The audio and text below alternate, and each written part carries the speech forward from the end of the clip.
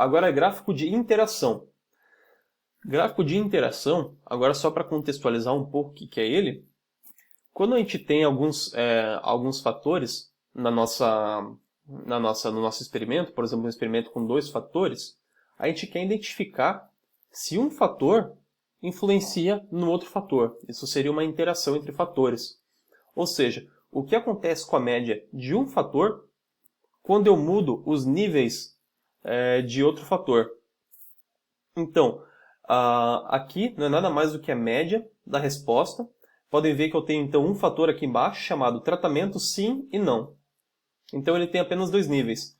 E eu tenho um segundo fator chamado cultivar. Então cultivar A e cultivar B.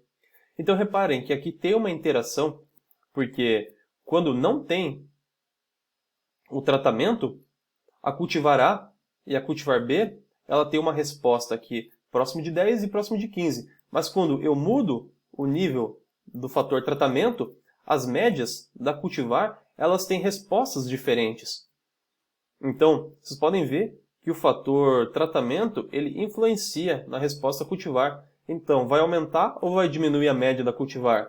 Não sei, depende do tratamento. Se for o tratamento que aconteceu, não ou sim, vai ter respostas diferentes para as cultivares. Pode acontecer esse tipo de interação, esse outro tipo de interação também. Aqui as barras elas não estão cruzando, mas elas têm efeitos diferentes quando muda o nível do fator. E aqui é sem interação, as barras estão paralelas. Por mais que tenha médias diferentes, médias diferentes, olha, a cultivar A e a cultivar B ela tem médias diferentes, mudando o fator, elas continuam tendo a mesma resposta. Ou seja, o tratamento ele diminui aparentemente a média, mas ele diminui a média independente se é cultivar A ou cultivar B. Então o efeito do tratamento é significativo, o efeito da cultivar também é significativo, porque uma cultivar ela tem a média menor do que a outra, mas não existe essa interação, então você tem curvas paralelas aqui. Então, esse é um gráfico muito comum que é realizado, e vamos ver como que isso é feito no R. Para fazer isso, é a partir da função chamada interaction.plot.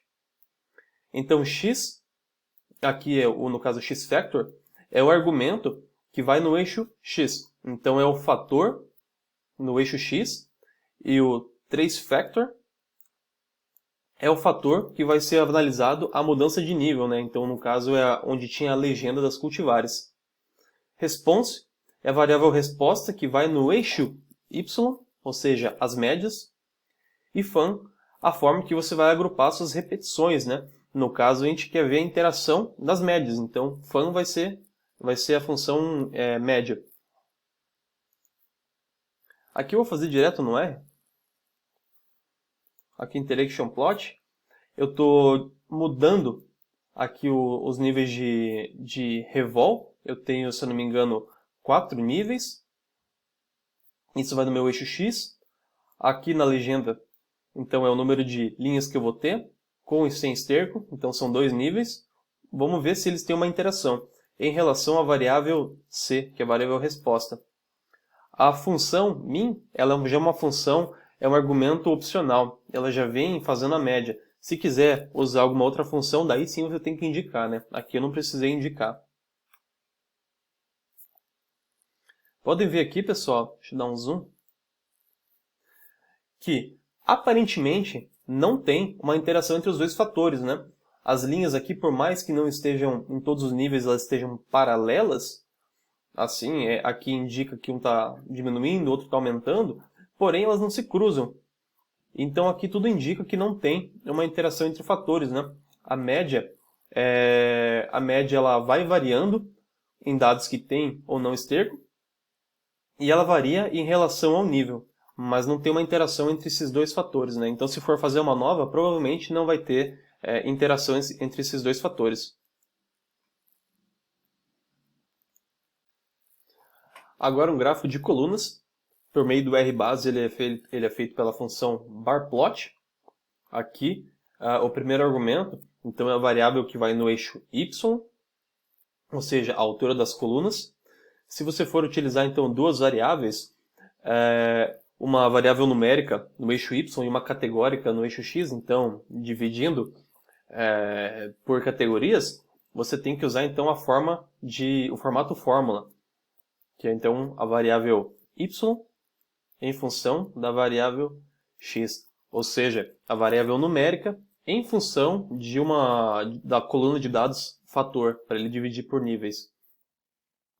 Space é só para você colocar um espaço entre as barras. Essa variável call, esse argumento aqui, é aquele argumento emprestado da função par. Ele vai colorir de formas diferentes os seus diferentes níveis, por exemplo. E uma coisa muito importante aqui, pessoal, é que, por exemplo, qual que vai ser a altura das barras? Você vai utilizar, então, o maior valor da sua repetição, vai utilizar a mediana, vai utilizar a média. O que eu quero dizer aqui é que a gente tem que resumir, se a gente tem níveis diferentes, a gente tem que ter uma única resposta para aquele nível. Geralmente a gente vai usar a média de cada um desses níveis. Então aqui é um exemplo, eu vou aqui direto no R. A primeira coisa que vai ser feito aqui vai ser a média, porque lembrando que eu tenho repetições, né? Então qual das repetições eu ia utilizar a maior, alguma outra medida? No caso a gente geralmente faz a média, né? Então eu vou usar aquela função aggregate, então eu vou agregar a variável resposta de carbono em relação aos níveis de revolvimento, usando então o meu data frame chamado dados. A função que eu vou agrupar vai ser em relação à função da média. Ok? Agora eu faço sim o gráfico de barras, bar plot.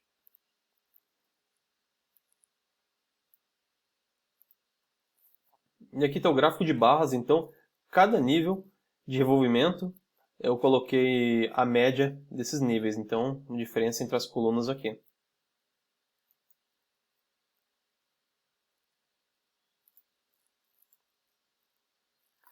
Agora, um exemplo um pouco mais complexo, e isso é para mostrar porque o R-base ele pode se tornar um pouco mais complicado e a gente vai buscar então pacotes externos, é aqui. Eu quis simplesmente indicar que eu tenho dois fatores.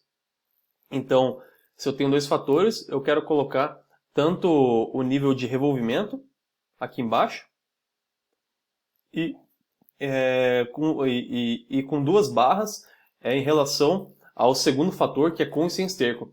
Então tem que ver, olha aqui quantos códigos eu tive que usar.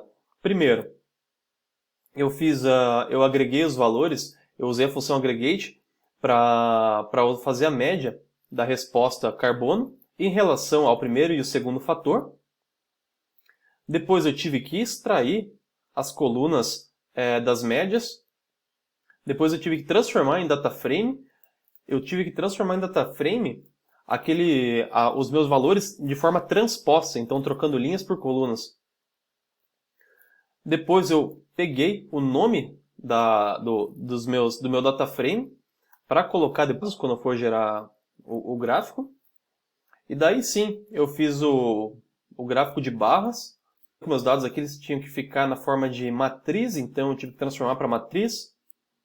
Coloquei as colunas lado a lado. Escolhi algumas cores, vermelho e azul, então para diferente legenda. E depois inseri manualmente a legenda. Então podem ver que fazendo o R-base, claro, essa não é a única forma de fazer, né? Esse aqui foi só um exemplo, mas no R-base, quando você quer um gráfico um pouco mais elaborado, ele pode ficar complicado. Então a gente vai ver mais para frente uma forma alternativa de elaborar gráficos. Obrigado, pessoal.